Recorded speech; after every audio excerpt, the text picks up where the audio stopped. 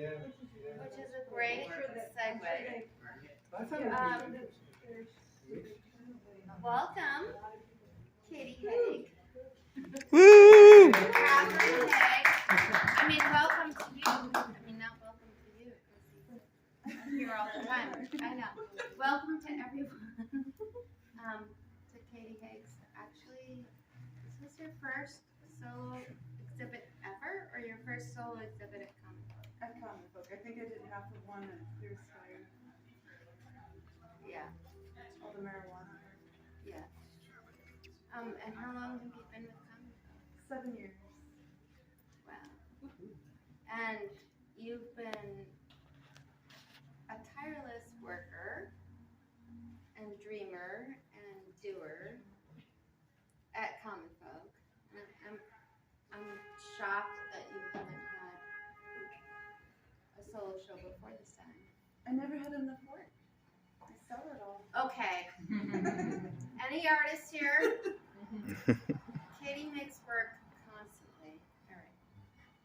But you said you I sell sold it it all. all. Okay, so that's cool. Yeah. But so this exhibit, Darkness In the Light. Which comes from Bob Ross. So we're gonna get into that, but the one like super exciting, thrilling thing is that no, it's all about me. No, that you have been a member for so long and been an artist working on getting the Atom scene going, getting Comic Book going, also running around town sticking like googly eyes on police cars. Oh, yeah, you guys see googly eyes around time? Or really weird flyers? I approve. You've just been so super active for so long. Amazing to see this body of work. Darkness In the Light. and the light. So tell us about the title. So, Bob Ross says you need to have darkness to appreciate the light. And I think over the past 2.5 years, we've all kind of experienced that. We kind of realized that a long time ago. Which is why my stuff tends to be on the creepier side. Yeah. So can we talk about that a little bit more? I grew up. Why are you so dark? One of the reasons, there's a couple. One of them is I grew up with epilepsy. I had seizures from the time I was diagnosed when I was 12, which meant I spent a lot of time at the neurologist at this hospital. So you'll notice there's kind of a medical theme underlying some of the paintings. And the neurologists, they just have these posters of like all the different brain parts on the wall. So some of the little like arrows and lines and then where does the light come in? Well, it is the darkness within the light. We are the light. Did everyone hear that? It's all around us. This is like the little things we get hung up on, the stresses in our life. And this is my catharsis, where the good stuff is happening all the time. You just gotta look for it and appreciate it for what it is. I really like the way that you kept the format of the paintings and the color scheme and the themes very consistent. Were you really conscious of creating a body of work, or?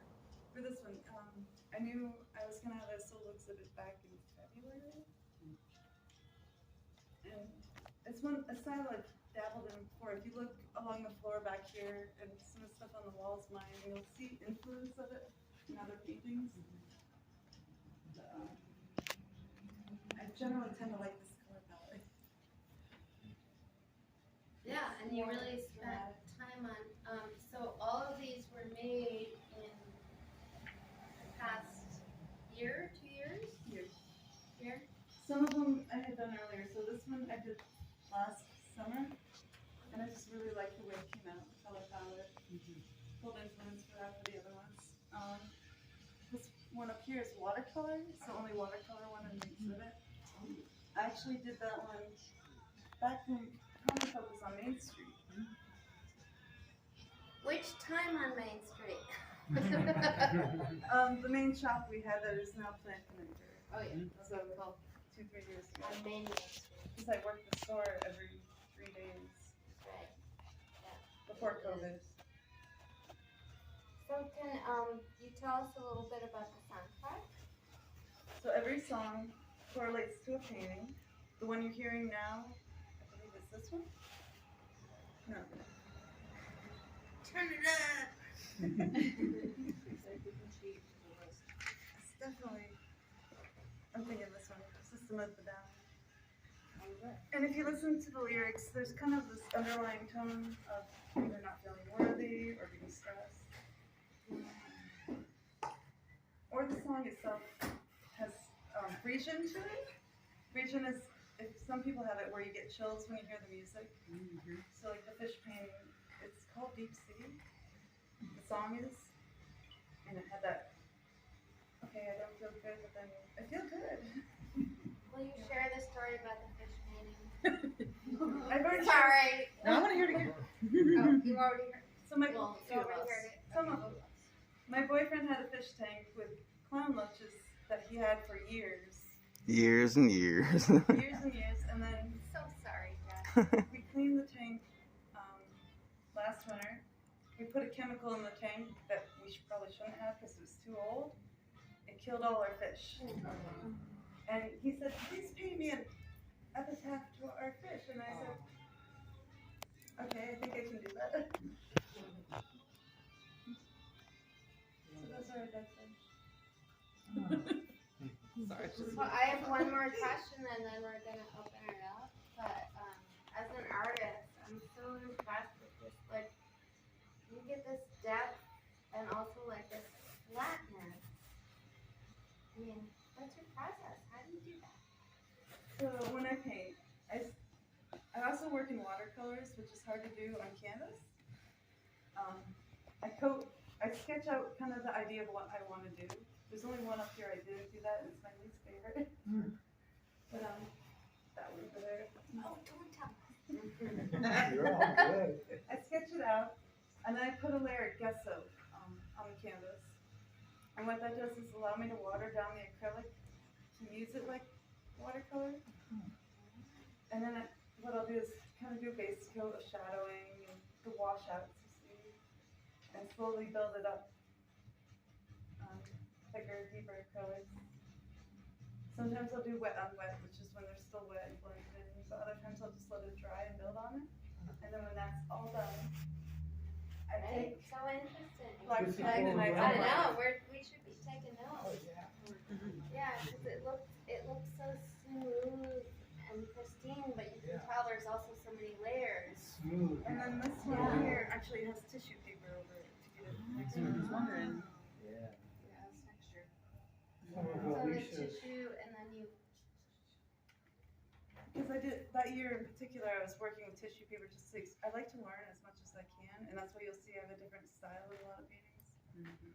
And I did some collage pieces and built them up, painted over them, and I was like, wait a minute, I can get that faded look I want.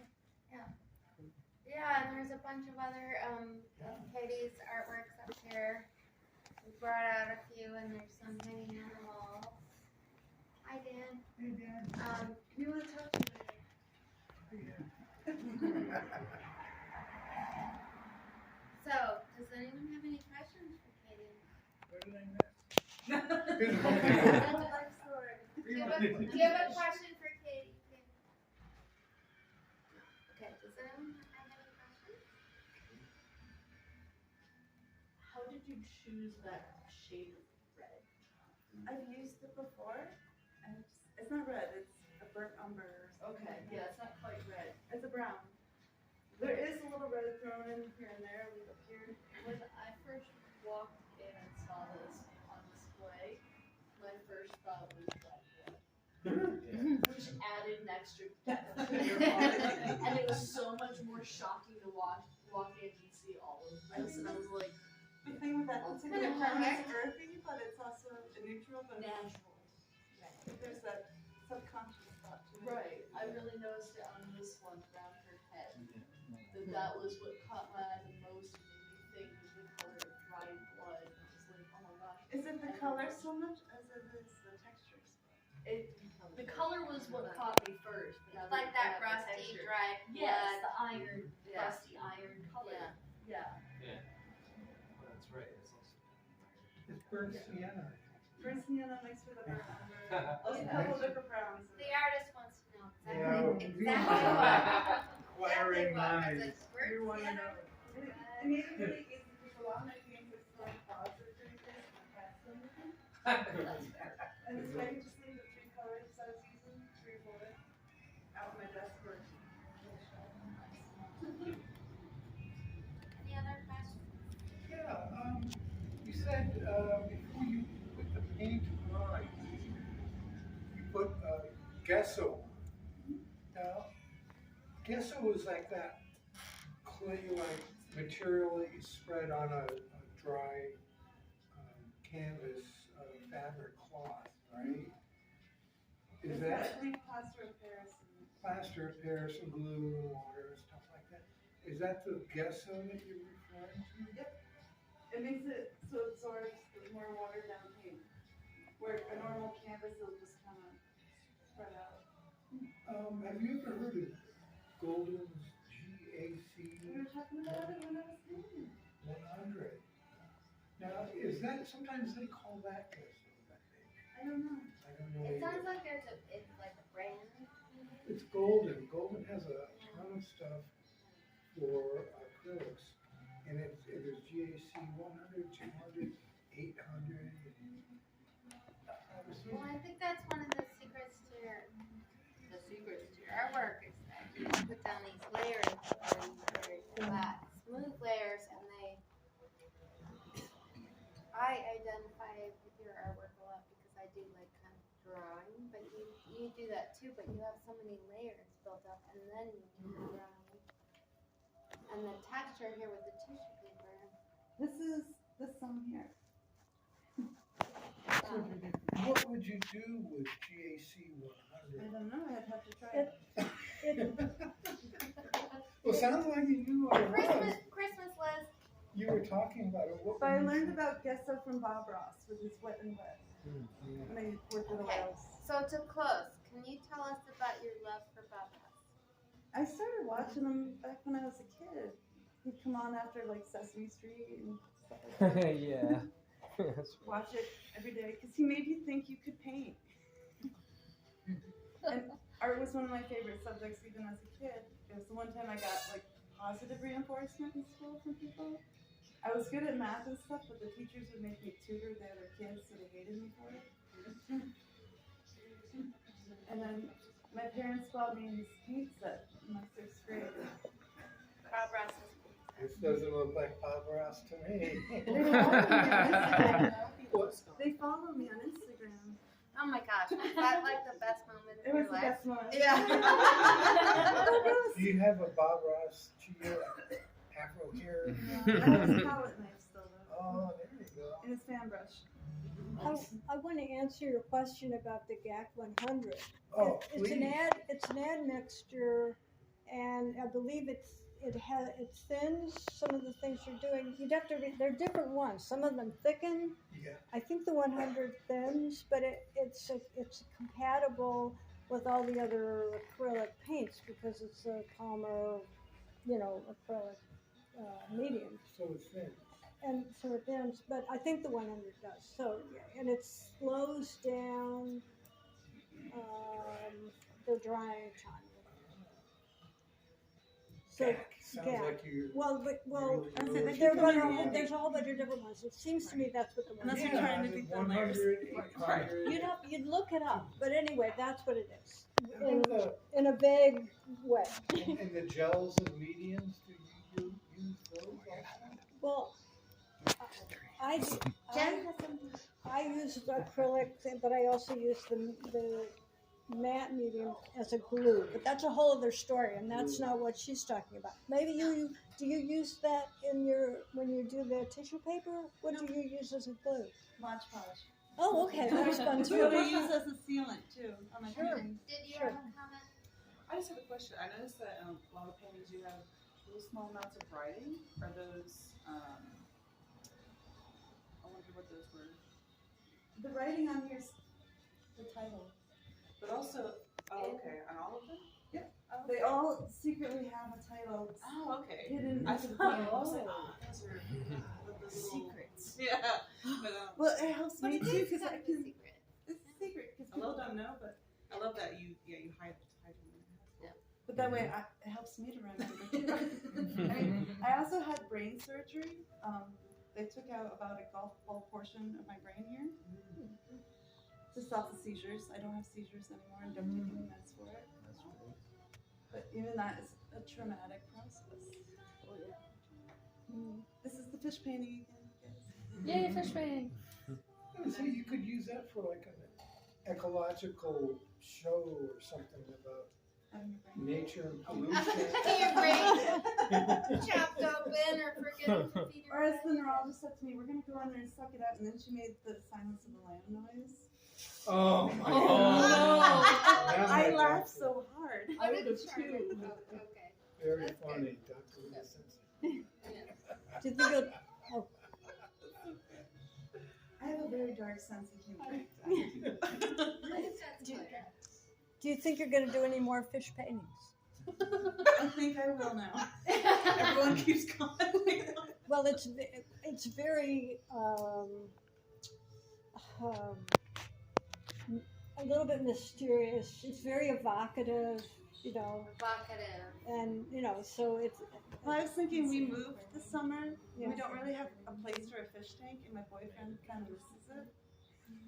So now I have one. So I'll have to paint him more fish. Yeah, then you could just. Oh, that'd be great. And you have 2 cats that probably miss the fish too. Well, I would encourage everyone to get really close. up close because the surface is just unbelievable and the details are unbelievable. And you can't capture it in photo. I tried. No, you can't. So what connection do you have to Skeletor? That's your favorite comic? Well, Which I think with wait, that. backstory on that one. Just because he's a skeleton? When I joined Comic Folk, I weighed 105 pounds. You what? I I know gained- you were so. I was so skinny. It wasn't helping. It was because of medication I was on. Oh. Since I've stopped it, I've gained weight. But my family used to call me Skeletor. Oh. I actually didn't know that. You picked up on that. Surprise. And I grew up in the 80s. Yeah. Sorry, I didn't mean to cut my chairs. Oh, that's good. Unless someone Trying to has make a a question. graceful. Clap, clap, Is there clap. another question? What's significant about growing up in the 80s? Nothing. I bet there's a lot. The that's cartoons alone. Pee-wee There's Herman, nothing. Yes. Ren and Stimpy, Saturday morning Oh, man. cartoons Bob alone. Rock, Dark Crystal. Bob Ross. Yes. So last year, Anything It but was Jim the beginning Henson. of the weirdness on TV. Ah, okay. Oh, and Thank you. MTV. TV too. Oh, Butthead, Daria. Madonna. I think we grew up in the same generation. I'm gonna be 40 this year. 44. Just turned 44. 54 and ready for more. Thank you. Yay. Thank you.